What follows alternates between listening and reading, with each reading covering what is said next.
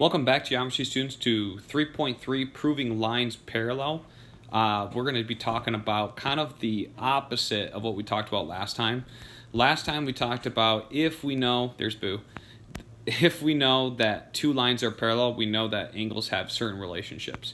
Now we're going to say, okay, now we don't know if lines are parallel or not. How can we prove the lines are parallel given that we know certain things about the angles? So again, just a distinction. This is important, so I just want to emphasize it. Before we knew the lines were parallel, okay? And given that they're parallel, what do we know about the angles? Now we're saying we don't know if the lines are parallel, but given some information about the angles, can we show that the lines are parallel, okay? So kind of like an important distinction there that we're kind of going in reverse. So let me just put that off to the side. And if you need some encouragement, this guy giving you the thumbs up. You guys can do it. All right, here we go. Converse of corresponding angles theorem. Now, converse, this is kind of like the key word here that we're going like in reverse. So we've learned about converse and inverse and all that before, so we're just kind of like flipping it around. So if we know what? If we know that angle 1 is congruent to angle 5, okay, as shown here, then we know that line L is parallel to line M, okay? So now we know, okay, if these two lines are congruent, these two angles, sorry, are congruent, then we know that if these two angles are congruent, then we know that these two lines are parallel. Because remember how we said before, if these two lines are parallel, these are corresponding angles, meaning they're congruent. Now we're like, hey, we notice that these two lines, which we know nothing about, these two angles are the same angle. They're corresponding angles. Therefore, these two lines are parallel, okay? So notice how we're going in reverse. Sorry, I'm just having fun with this little laser pointer. Going in reverse using the converse, okay? Same thing here again, okay? Now, this time we know, hey, we have these three lines. We don't know anything about them, okay? And let me just erase this here real quick. So we erase this. We don't know anything about these lines, but we notice something. We notice that 3 is equal to 6. They are congruent angles. So what does that mean? Angle 3 congruent to angle 6. What does that mean?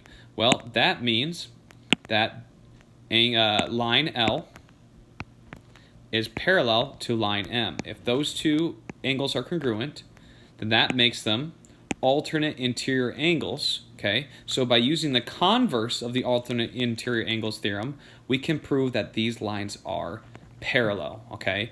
So first we started with this, then we moved to that. That's the distinction from the previous section where we first started with parallel lines and then we moved to show that the angles are congruent, okay? So same side interior angles postulate. Just take a prediction here, same side interior angles, what does that mean? And now we're gonna do the converse, okay? So we wanna see that if we have same side interior angles, meaning that 4 and 6 add up to 180, here's 4 and 6, they're on the interior here. This is the interior space. Okay, interior space right here. They're on the same side of the transversal. So if we draw the transversal, highlight it, let's make it smaller. Okay, same side of the transversal. They're both on the right side. Then they're same side interior angles. They need it, and if they add up to 180, okay, if they add up, it has to start with this. Okay, this is the prerequisite. So if we know that, then L is parallel to M, okay? So this has to be the case first, okay? Unlike before where we had the lines parallel, okay? I know I'm saying it lots, but I just want to really emphasize because students get confused. All right, converse of the alternate exterior angles theorem, okay? So again, let's erase this real quick, okay? We notice something about these two angles, like, 1 and 8 with these intersecting lines, they're equal, okay? We notice that they are congruent. What does that mean? Then we know that L is parallel to M, okay? So then we can be like, okay, because those two angles are equal, now we can write that they're, that those two angles are equal. Now we can write that these two lines are parallel to each other, okay? Reason kind of went faster there is because I really wanted to get to example 1. A lot of students struggle with this, so I wanted to emphasize this particular section. Okay, we're asked to find W, Y, V, and X. There's lots of different ways to do that. Some people use that there's 360 degrees in a quadrilateral. but I'm going to show you that we can just pay attention to these lines here, and being mindful of the transversals and which one lines are parallel to solve for these. This is not tremendously related to this particular section. This you mostly use with proofs, which we'll get into in a little bit, but I just wanted to cover this because this is important. Okay, so now we're going to talk about these angles here. Let's concentrate. I guess we'll just go in order. So here we have W, and we want to find the measure of W, okay? Now, the one thing we got to keep in mind is we want to identify where the transversals are. So here we have that it's on a parallel line, okay? We notice that it's parallel because of that. So we want to find the line parallel to that, so it's right here, boom, okay? We're just concentrating on W right now. Now we also want to find the transversal. So there's the transversal there, okay? Now keep in mind, we can redraw this if we want. So if I were to redraw this guy, it would look like boom, boom, and boom, okay? With angle W right here. Okay, so that's W. So what do we know about W? Well, right now it's on the interior, so we could find a same side interior or we could find an alternate interior. Okay, I'm not seeing a same side interior here. Same side interior would be right here, okay? And we don't see that. Okay, we don't have this angle right here. Okay, we only have part of V. V is part of that, but it's not the whole way. So V doesn't help us out.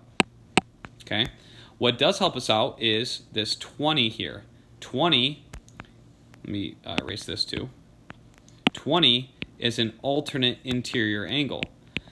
So therefore, with W. So therefore, W is also equal to 20. So there we go. We got our first one, which is 20, okay?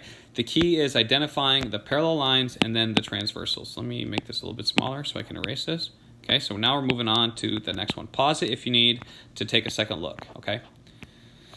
Done with W. We know that's 20 degrees. That might help us later, so let's label it. Okay, let's look at Y. So here we're concentrating on Y now. So there's Y. It is touching a parallel line. Let's highlight that parallel line. The line parallel to that one is there. So we want to make sure we get both of those. And then let's identify our transversal. In this case, it is, what color should I use? Pink? Here. Okay. So now I have a different case. Let me draw it out because a lot of students don't like how it looks when it stops. They like the transversal going all the way through. So draw that transversal all the way through.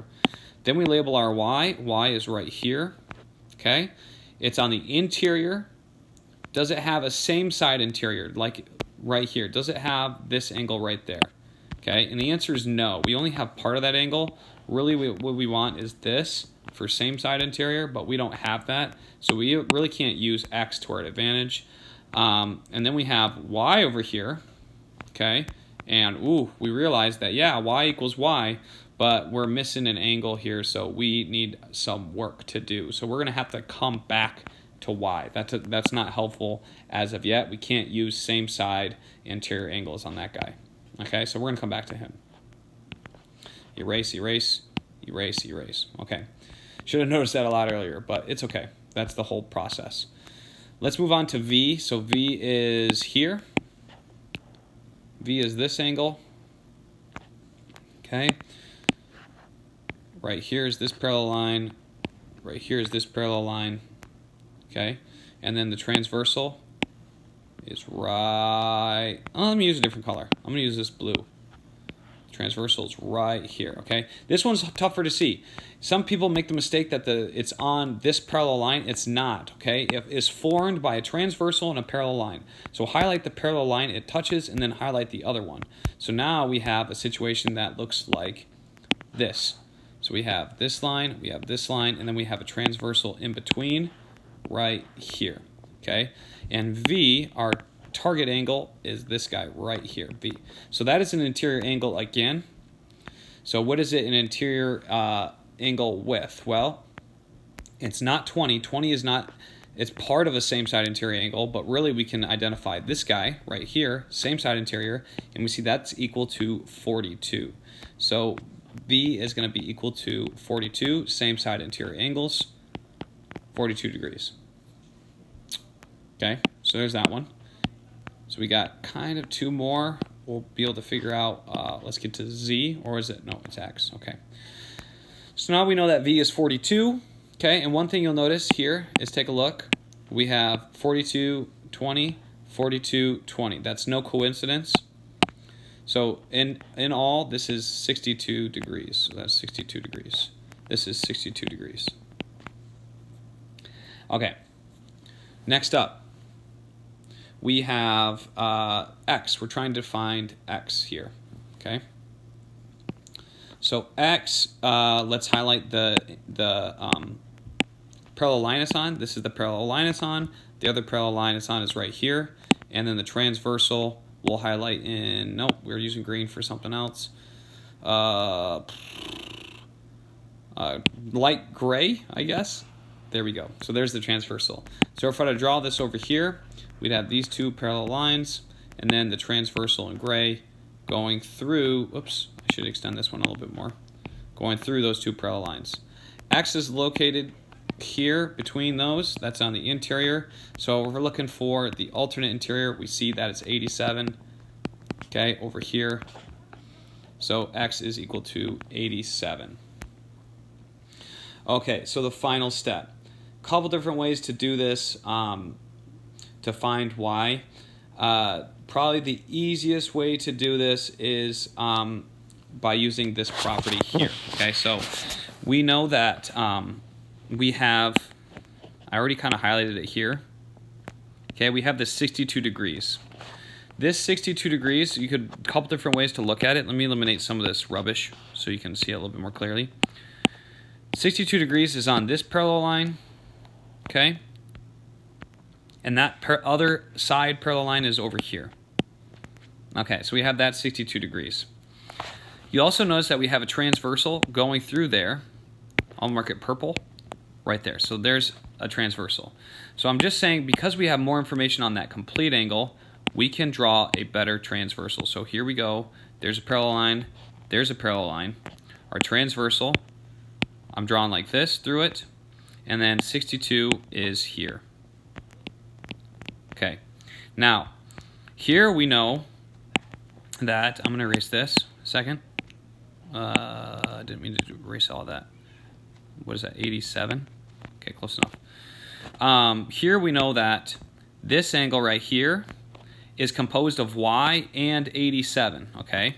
So this is Y plus 87. Well, what do we know about these relationships here? We know 62 plus Y plus 87 needs to equal 180 because they're same side interior angles. So we need to do 62 plus Y plus 87 needs to equal 180 because they are same side interior angles. So we're going to combine like terms here. We have 82, but that's what, 144, 149? Yeah, 149. I'm pretty sure that's right. 14. Yeah, 149 plus Y equals 180. Okay, so to get Y by itself, we subtract 149 from both sides, and we get Y equals 31 degrees.